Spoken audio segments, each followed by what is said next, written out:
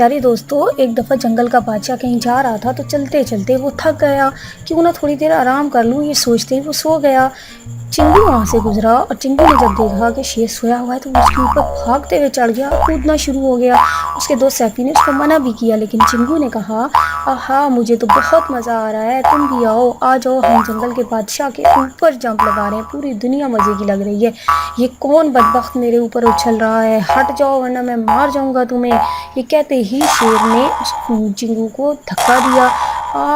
مجھے دھکا نہ دو، میں گیا۔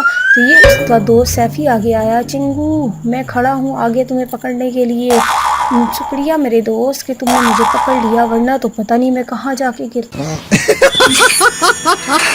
تو دوستو دیکھا، چنگو نے اپنی شرارت کی وجہ سے خود کو چوٹ لگوا لی۔